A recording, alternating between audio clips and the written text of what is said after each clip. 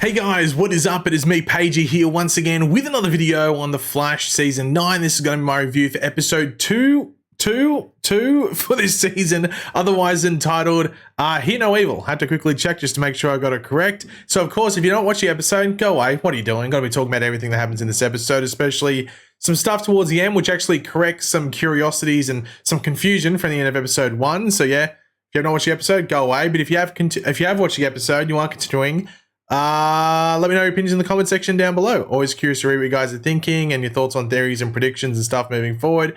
And just your overall thoughts on the episode. You love it, you hate it, all that stuff. And of course, you're going to enjoy the video, want to show your support, everything like that. And just want to support the channel, want to drop a like on the video to do all that.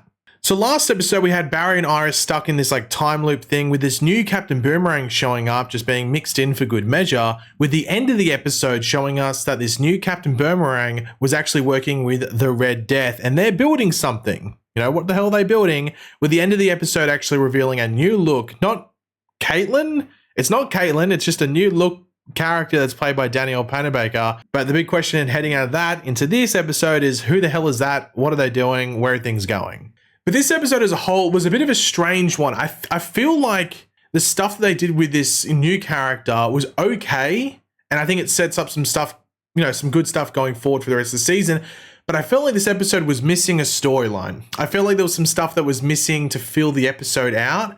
And the stuff that we had with like the villain side of things, I don't know if there was like plans to do something more and they got scrapped. I just feel like there was something missing from this episode. I'm not exactly sure what it is. Like, I don't know if it was something with Iris, because Iris doesn't really, she's like, I made a prediction that Iris would just be attached to Barry's hip in a lot of his episodes this season because they really want to keep Barry and Iris together. And this episode this episode proved it. Only 2 episodes in, which is a bit of a concern. Hopefully that's not a lot going forward into the season. There is some individual storylines. That's a wait and see, but maybe that was it. Maybe we were missing a carry-on from last week with Iris's storyline where she wanted to take control of the development of Central City citizen media. Maybe that's what was missing. I just felt like there was something missing from this episode. But outside of that, like, void that was filled with other stuff that maybe didn't have to be in the episode, I thought the episode was pretty solid. Though it felt a bit weird because it just felt like it was missing something. I don't know if that's just me. Let me know in the comments.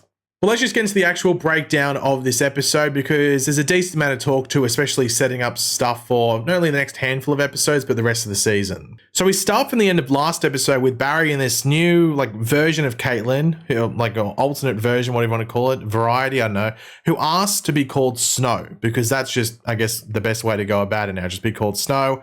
And then everyone just shows up at once, which was really random. Like, was it Allegra? And I don't know, Allegra, Iris, and was it Chester as well, just run in as if they were waiting around the corner for their cue. And then Chilblain runs in, which, I don't know, just weird. But Chilblain explains the events of last season that we saw, but everyone else didn't. So it's sort of recapping that. But this Snow character has like no memories of what happened previously with Caitlin or Frost. So I think it was like a blank slate or something. I think that's what Chilblain referred to it as. But one of the bigger revelations, you know, at this point in the episode is that Caitlin is effectively dead. But Chilblain has a plan apparently to bring her back, but Chilblain's plan is pretty much to just reverse the process that they put into plan last season, but they need the stability of Starlabs' power source. But as we see, that is not the plan. This is all a ruse, if you want to call it. And the plan is to actually keep pushing forward with what they were doing last season and get Frost back. But what I wasn't too sure about is whether Caitlin would be back as well, or if it's just for Frost. And that's, of course, who Chilblain wants back. So Chilblain's going through a very like selfish needs thing at the moment and not really caring about bringing Caitlin back at all. It's all just about Frost. So he was willing to sacrifice Caitlin in the last season to get back the woman that he wants. And of course, at the end of last season, Caitlin wanted Frost back and was willing to go through this very like dangerous procedure potentially. So she understood the risks there as well. But it's all just up in the debate. Like, you know, which one are we bringing back? Is it Caitlin? Is it Frost? Is it neither of them? Is it both? It's a bit of a confusing one. Now, quickly in this episode, we did have some stuff with Joe, and he does bring up like wanting to leave again due to Cecile's growing power levels and that leading into her being put in more danger. And really, in reality, Cecile would go with Joe. I mean, Cecile's like, what, late 40s, maybe early 50s or something like that. I'm not too sure how old Cecile is. I mean, you'd go. I mean, you're too old to be a superhero at this point. You're ready to enjoy bringing up your child and enter maybe an early retirement. You know, Joe's probably going to get that cop, you know, retirement plan and everything like that. Enjoy that. You don't need to be putting yourself on the line when really every single time we've seen Cecile out there doing stuff, it always ends with like a bit of a fail. So there shouldn't be that much of a push from Cecile to want to be a superhero. Just enjoy retirement. Get a house, get a holiday house, put your feet up. But of course, it's a TV drama, so there has to be some stuff that goes on, some conflict if you want to put it. Now, Barry is like really thinking over his choices and decisions from last season where he destroyed Caitlin's work, which then pushed Caitlin down the other path and track, which has now led to this stuff with Chillblaine and this like new Snow version. And like, yeah, I understand that Barry like feels maybe a bit guilty and, you know, but he doesn't regret it. Like he does say in the episode, he doesn't regret doing what he did. It's just more that it led to this. Like he thought what he was doing at the time was right. I thought he was like, you know, right to think that, but the way he went about it when he went on electricity and stuff like that, I thought was a bit fine. I think most people agree with that. But you can understand like why he did it. It's just more the nature in which he did it. It's sort of similar with how he talks to Mark in this episode. I understand why you're doing it. It's just the way you're going about it isn't the right way. Now, we do meet Hartley Rathaway, or, you know, Pied Piper again in this episode at what appeared to be his club. I think it's later confirmed to be his club with his partner, but he isn't alone. You know, obviously there's a lot of people in the club, but he is being stalked. And as we see, it is the new post-crisis Fiddler, and the fight scene between them was very like Matrix or something, even like the slow motion and the music. And I don't know, maybe it was just the leather coats they were wearing, but it felt very Matrix-like to me. And the visuals in like that fight scene were really cool with like the reddish sort of tinge energy coming from the fiddle and then the green energy from Pied Piper's gauntlets. I thought it looked really good. But the Fiddler is after something from Hartley, hence the stalking and attacking. Now, I assumed it was his gauntlets because what else would it be? It must be his gauntlets, but that is obviously confirmed later on. But it wasn't specified at that point in the episode. Now, Snow does go back into the pod from the end of last season. This time it's powered by the Starlabs power grid, but things go wrong where Snow accidentally does slip Chillblaine's intentions, which Barry was already suspicious about in regards to, you know, potentially getting both of them back, even though there's the high possibility it was only going to be one. So there's even more drama chucked into the mix here, but this is actually interrupted by Hartley getting into Starlabs to get help, and they're wondering, how'd you get in here? He's like, hello, I used to work here. What do you mean? I worked here. Of course I know how to get in. Now, obviously, he was hoping that there was help from Caitlin, but Caitlin's no more, and that's not an option at the moment. But he does confirm that this new Fiddler is a new one, not the one from season 4, which should have died with the DeVoe storyline, I'm pretty sure. But anyway, we actually do get confirmation in the next scene because they obviously look different. There's different actresses. And this is when we actually see the Fiddler working with Red Death, not Dead Wrath, I guess I was going to say, but Red Death, just like how Captain Boomerang was at the end of last episode.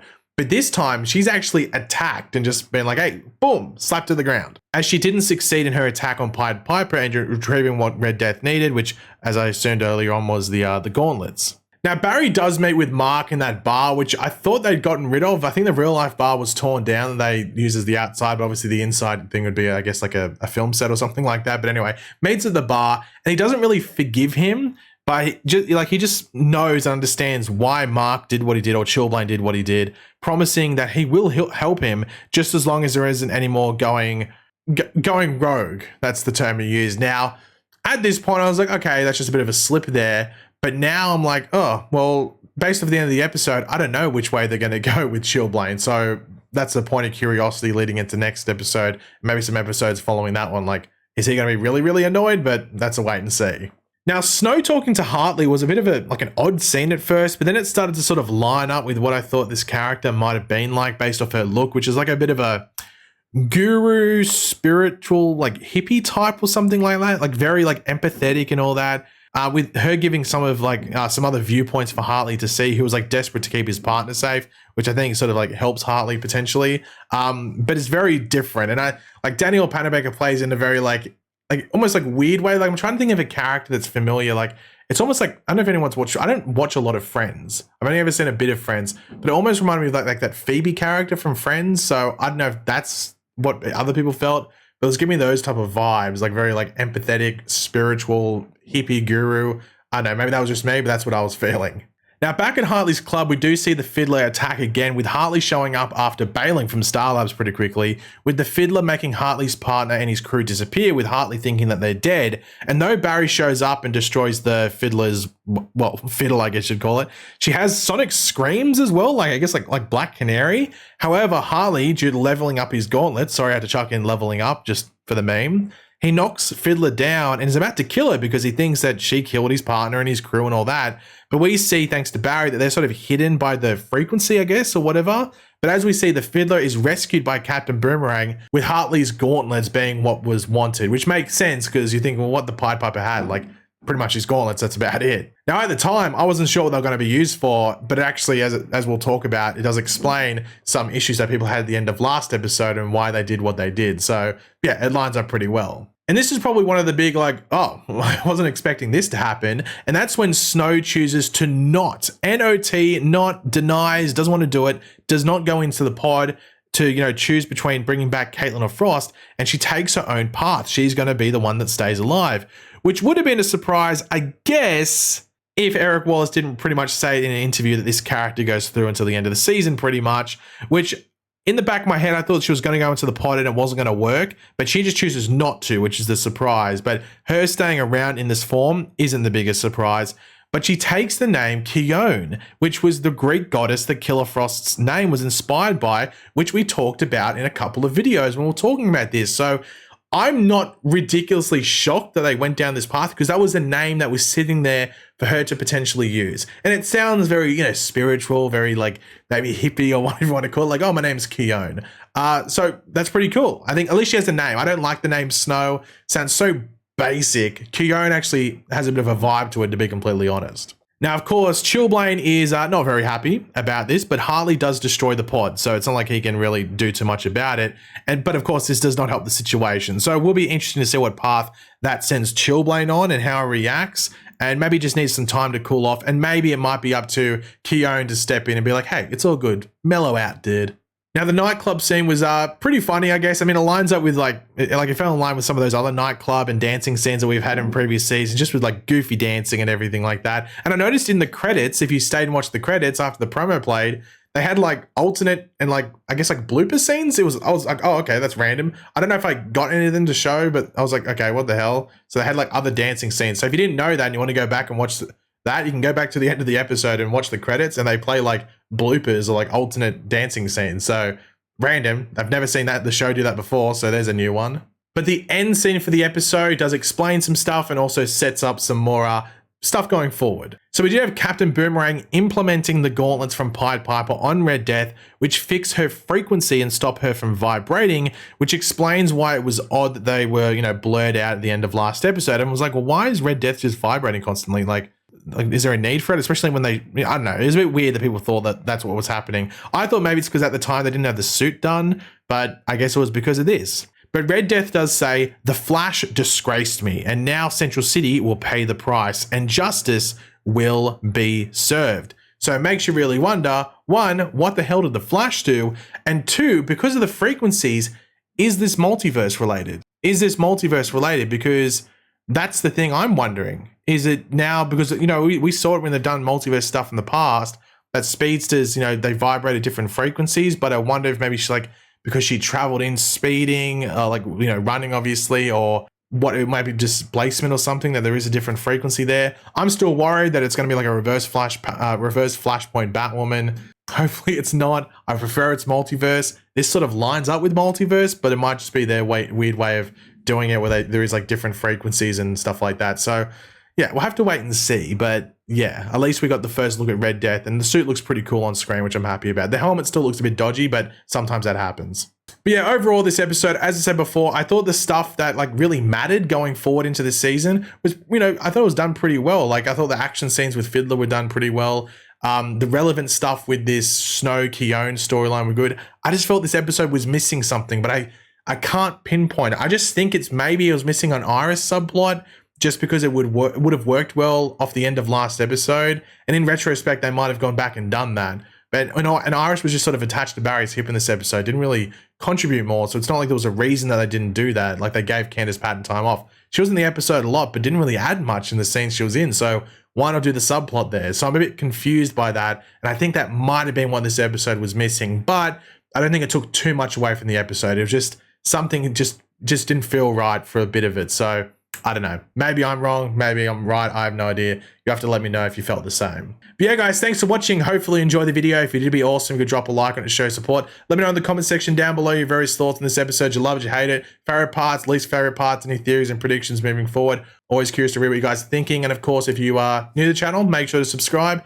Keep your eyes out for my trailer breakdown. I don't know, like 18 hours from now. I don't know. Sometime like that. Keep your eyes out for it. And we'll be live on Twitch tomorrow as well for more in-depth discussion if you want to tune in. So yeah, keep your eyes out for that.